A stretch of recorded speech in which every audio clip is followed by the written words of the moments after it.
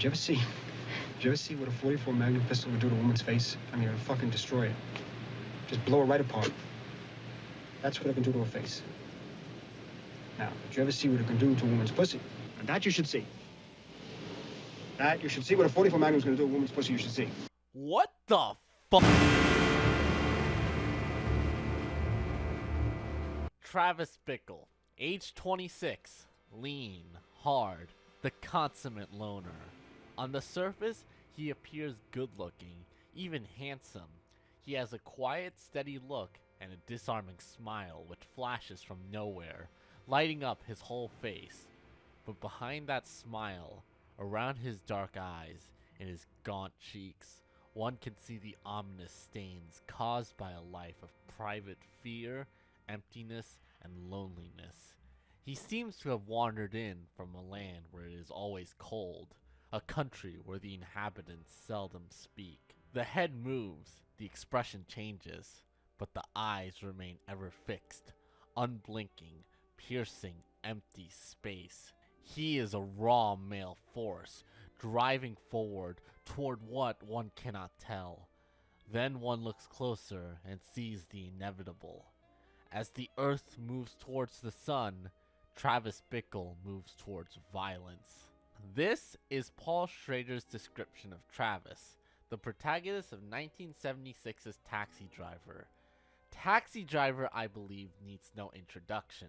It's one of the most important films in American history, single-handedly capturing the raw core of New York City during the mid-1970s as a backdrop for the story of a deeply troubled man who falls further and further into his violent delusions of grandeur, fueled by his loneliness, but also by his masculinity and ego, all in an attempt to prove his worth not just to himself, but to history that he was important.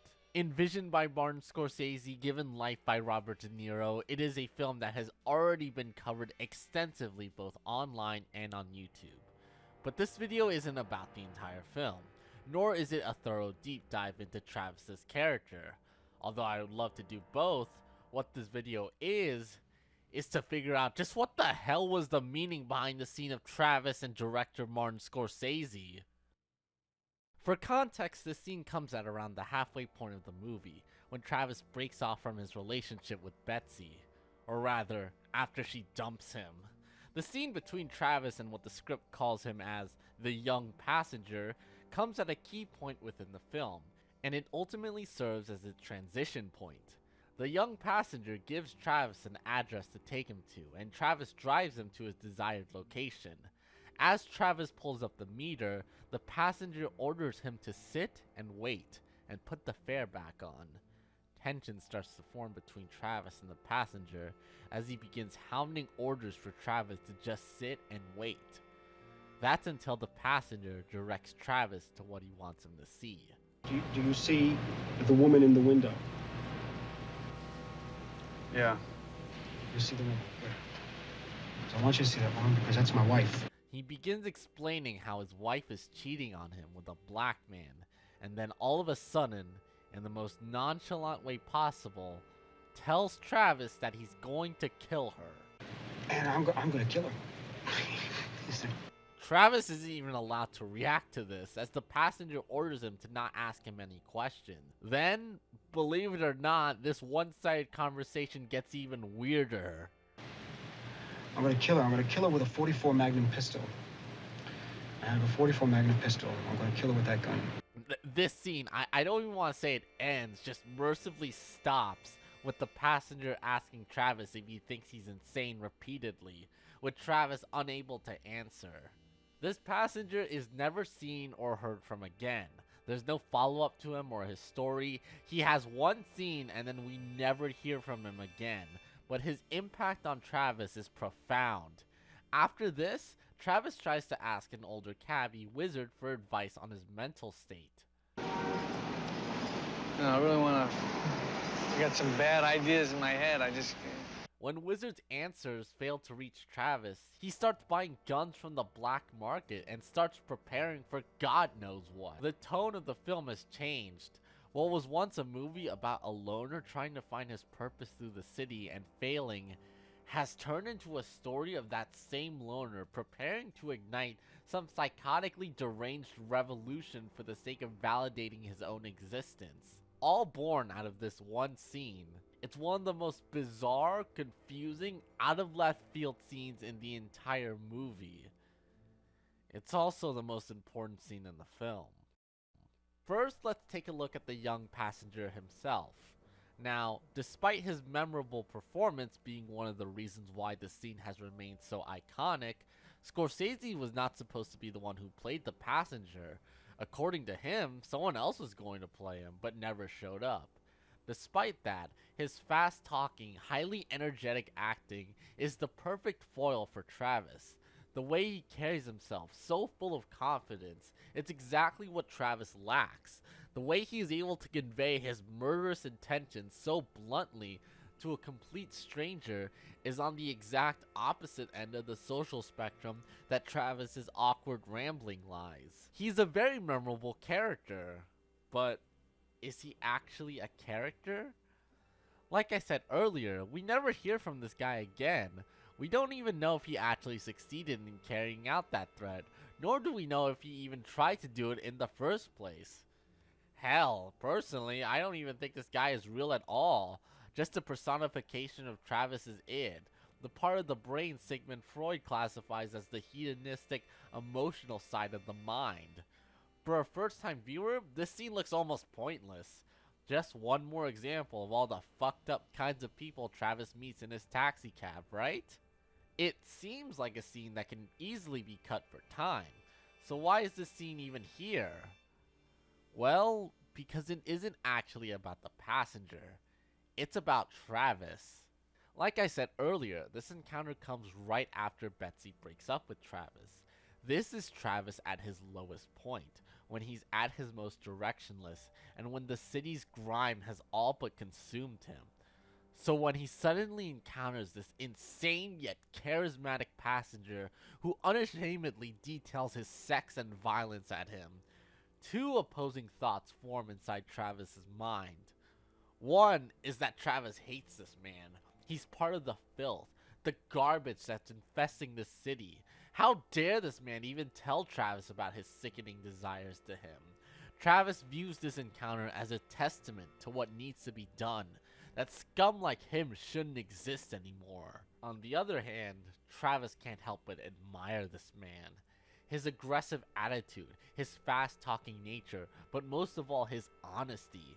How he's able to distill his desires so completely, and what he plans to do to an absolute stranger is a quality Travis respects. Travis paradoxically views this man as the kind of people who need to be washed away from society, but also views him as the kind of man he wishes he was. This kind of man is both someone Travis views as a target, but also as an inspiration to become. It's a small glimpse into Travis's mental state, how he is both egotistical and also filled with self-loathing. It's certain this man left an impression on him though. When Travis goes to buy a gun, the first one he buys is a .44 Magnum, the same gun the passenger says he plans to use to kill his wife with. And just as I said that this is the transition point of the film, it's also the transition of Travis's character. I don't think it needs to be said just how many people have misunderstood Travis's character, especially as far back to when the film came out. People already didn't get the message of the film, nor who Travis is and why he's written the way he is. It used to be that Travis is either an irredeemable psychopath and undeserving of any sympathy from the audience, or that he's completely in the right of his actions and that society has failed to take better care of him. Nowadays, I think most people have concluded that it lies somewhere in the middle, which is true. The first half of Taxi Driver is meant to show the audience how relatable Travis and his situation is. From our first impressions, he comes across as very sympathetic and understandable. He's just a lonely guy stuck in a dead-end job with no aspirations, no sense of belonging, nor sense of worth. I think everyone has felt lonely, unwanted, or just plain worthless before, and what makes him more affable is that you can see he is trying to not feel this way. He tries to be more sociable to other people, but it doesn't work. Then he tries to form a relationship with Betsy, but it falls apart. And seeing this, it's hard not to feel bad for him at this point in the story. That changes in the film's second half.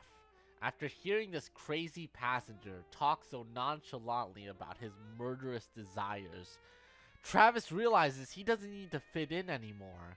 He rationalizes that his dark thoughts aren't mental instability, but a call to action, a call to revolution.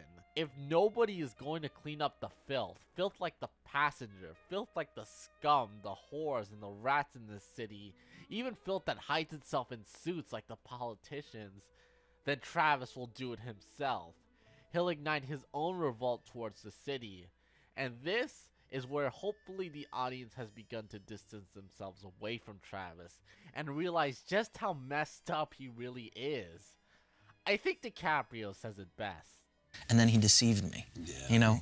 And at the point he deceived me, I said, who is this guy that I'm watching? Who is this person? And I was identifying with him, and I was with him on this whole journey, and all of a sudden, this is not the person that I thought he was. And I could make a whole separate video on Travis's character, but this video isn't strictly about him. And besides, I think that market has been covered quite enough already. It's about the scene of him and the passenger and why it's so important. It represents Taxi Driver's transition for not just the film's plot, but also for its main character. When we, the audience, leave the slow, relatable story of a loner with bad social awareness trying to get by, and stumble upon a much more malicious tale of an anarchist without a true cause. All thanks to one man and his obsession with shooting his wife in her pussy. Magnificent.